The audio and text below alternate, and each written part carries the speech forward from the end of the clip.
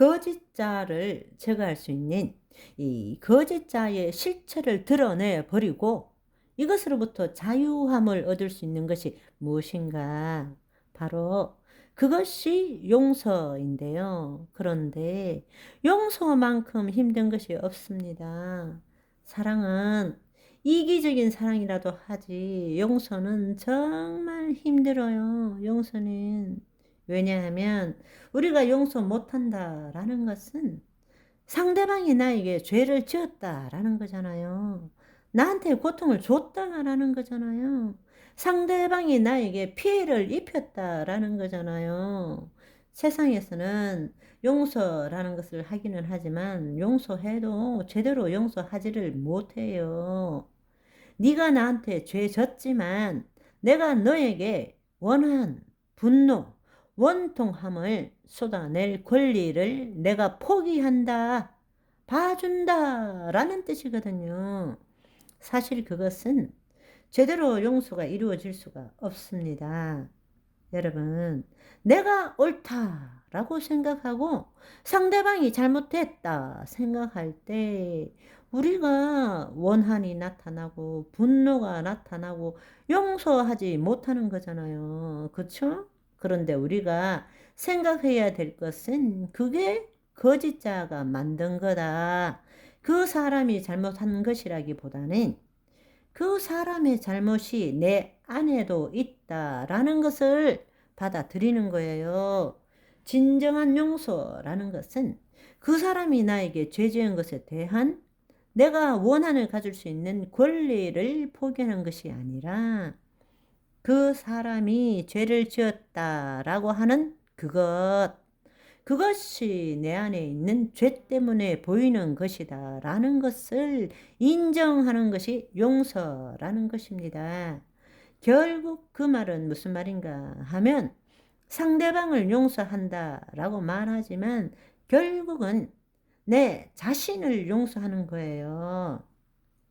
그래서 예수님께서 마태복음 6장 12절에 우리가 우리에게 죄 지은 자를 사하여 준 것 같이 우리 죄를 사하여 주옵시고 말씀하시는 겁니다. 우리 죄를 사하여 주옵시고 용서가 얼마나 중요한지 베드로가 예수님께 질문을 했어요.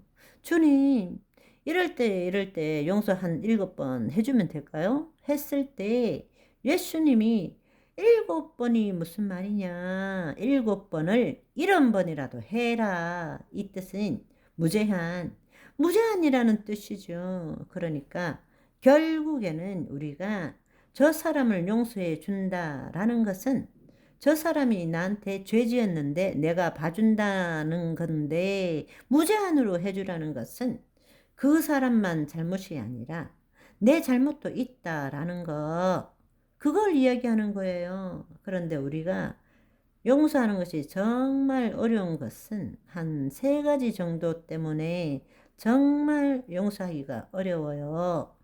첫 번째를 생각해 보면 용서를 할 수 없는 이유가 저 사람이 죄를 지었는데 내가 원한을 품을 권리를 포기한다고 생각하기 때문입니다. 그런데 여러분 한번 생각해 보세요.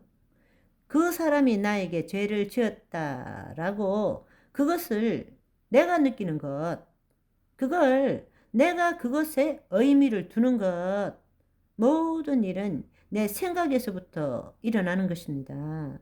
내가 어떤 의미를 두느냐에 따라 달라지는 거예요. 그 사람이 나에게 뭘 하든 간에 내가 그것을 문제시 삼지 않으면 문제될 게 없습니다. 그런데 그 사람이 한 게 내 마음에 안 들기 때문에 내가 의미를 부여하는 순간에 나한테 부정적인 감정이 올라오는 거란 말입니다. 그런데 이미 자기가 저 사람이 한 행위에 대해서 저 사람이 나쁜 사람이야 라는 의미를 부여하고 난 다음에 내가 그 사람에게 원한을 품는 권한을 포기하겠다라는 것이 말이 안 되는 거예요. 자기가 이미 부정적인 감정으로 저 사람이 죄를 지어서라고 말하고는 자기 권한을 포기한다? 그건 있을 수가 없는 이야기예요. 그래서 많은 사람들이 어떻게 이야기하는가 하면 하나님 말씀에 용서하라 했으니 용서하고 싶은데 내 감정이 안 동하니까 좀 참았다가 내 감정이 사라지면 내가 그 사람 용서할게. 이렇게 사람들이 생각하는 거예요. 나도 용서해야 된다는 거 알아. 그런데 내 감정이 안 동하는 걸 어떻게 내가 좀 더 시간이 지나고 그 사람에 대한 미움이 사라지면 네, 용서할게. 그것은 용서를 못하겠다라는 이야기입니다. 자기가 그 사람이 죄를 지었다라고 의미를 품고 있는 거예요. 그런데 사실은 그것이 아니라 그동안 배운 투사를 통해서 내 안에 있는 죄를 그 사람을 통해서 본 거라는 거. 내가 눌러놓고 안 그런 척하고 부인했던 그걸 그 사람에게서 본 거란 말입니다. 그러니까 나라는 주체가 있으면 다른 사람을 용서하기가 힘들어요.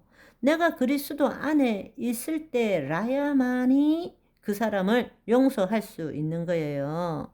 그러니까 내가 그리스도 안에 있다라는 것은 이 모든 것이 죄책감과 두려움 때문에 생긴 거다. 자기를 부인하고 자기 십자가를 지고 그리스도 안에 있을 때에 용서가 가능한 거예요. 왜냐하면 자기 안에 죄가 없기 때문에 자기 안에 더 이상 두려움과 죄책감이 없기 때문에 아멘. 상대방을 용서하지 못하고 저 사람이 죄를 지었다라는 그 이야기는 내 안에 동일한 죄책감과 두려움이 있다라는 걸 이야기하는 거라고요. 그럴 때는 그 사람을 용서하지 못하는 거예요. 그렇지만 예수님이 내 모든 죄, 죄책감, 두려움과 결핍과 그 모든 무가치함을 대속하셨습니다.